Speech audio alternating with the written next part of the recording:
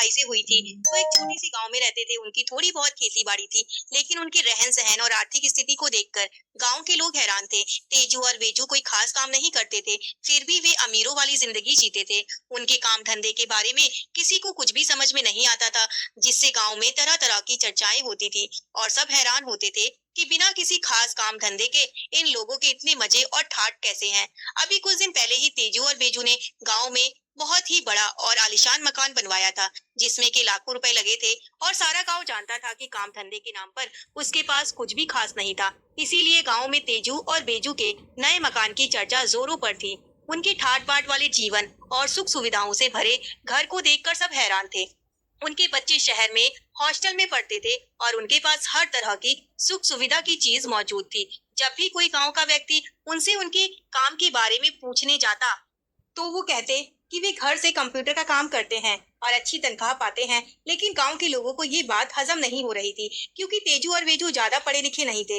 10वीं पास करने के बाद उन्होंने कोई खास पढ़ाई नहीं की थी और उनके बोलने का तरीका भी बहुत अच्छा नहीं था, बल्कि सही मायने में वो हिंदी तक ढंग से नहीं बोल पाते थे। गाँव के लोग सोचते थे कि कौन सी कंपनी ऐसे लोगों को घर से काम करने का मौका देगी और इतनी अच्छी तनख्वाह देगी। इसीलिए उनकी इस बेतुकी बात पर किसी को कोई यकीन नहीं था, बल्कि सबको लगता था कहीं ये दोनों भाई कुछ गलत काम धंधा ना करते हों, जैसे चोरी चकारी या स्मगलिंग वगैरह। और हर कोई उन्हें शक की नजर से ही देखता था। लेकिन तेजू और वेजू को डायरेक्टली कुछ कहना मुश्किल था, क्योंकि वे कोई गलत काम नहीं कर रहे थे और अपने घर में ही रहते थे। उनके इस रहस्यमय जीवन ने गांव में कई तरह की चर्चाएं शुरू कर दी थी।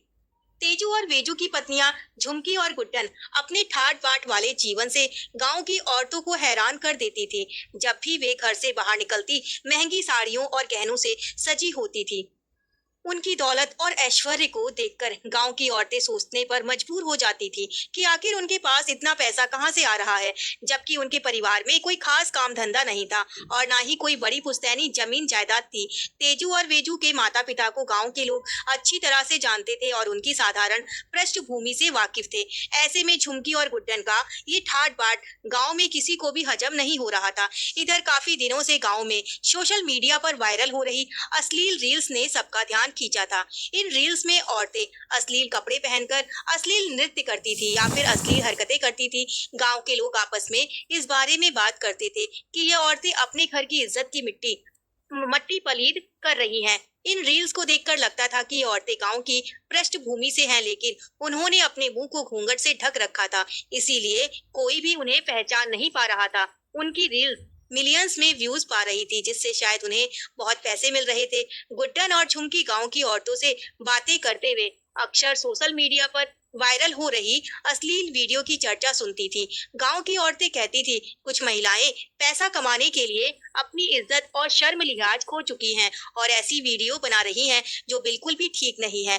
गुड्डन और झुमकी भी उनकी बातों से सहमत होती थी और कहती थी कि पैसा कमाने के लिए इतना नीचे गिरने की क्या जरूरत है। वो तो साफ कहती थी कि थोड़ा कम कमाना बेहतर है, लेकिन इज्जत और मान आत्मसम्मान के साथ कमाना चाहिए। गांव के लोग इस तरह की वीडियो की वजह से बहुत परेशान थे, क्योंकि अब ये वीडियो बहुत आम हो गई थी और बच्चे भी इन्हें देख रहे थे।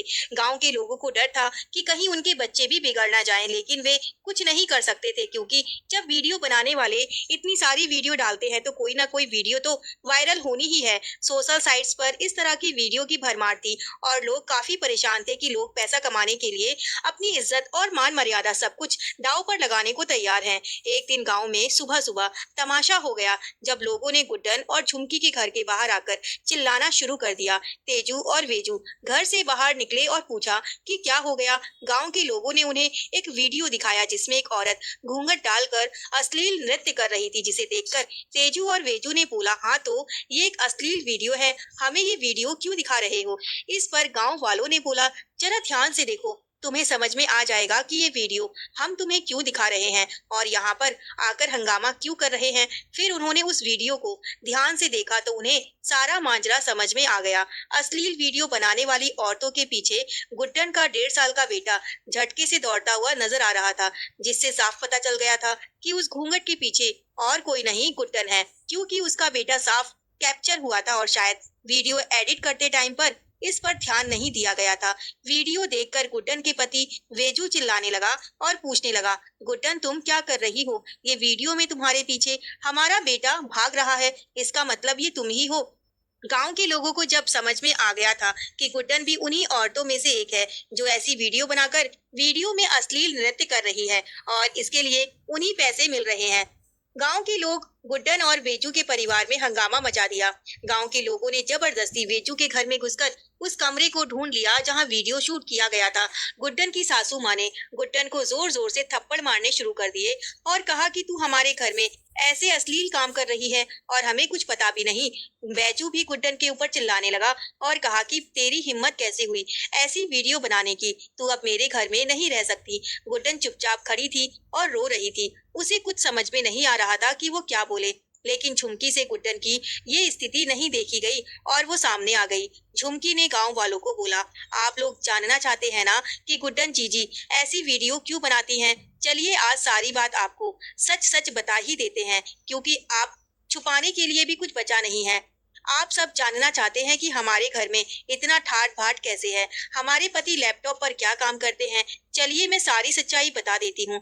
झुमकी ने तेजू का लैपटॉप लाकर सबके सामने रख दिया और कहा, ये देखिए हमारी कमाई का सारा जरिया। तेजू ने झुमकी को एक जोर का थप्पड़ मारा, लेकिन झुमकी चुप नहीं हुई और जोर से बोली, हमारी ही कमाई खाते हो और हमें ही मार रहे हो, शर्म नहीं आती तुम माँ बेटे को? झुमकी ने जबरदस्ती तेजू का लैपटॉप खोलकर दिखाया कि तेजू के लैपटॉप में भी ऐसी ही वीडियो है जिसमें झुमकी खुद घूंघट डालकर अश्लील नृत्य कर रही है।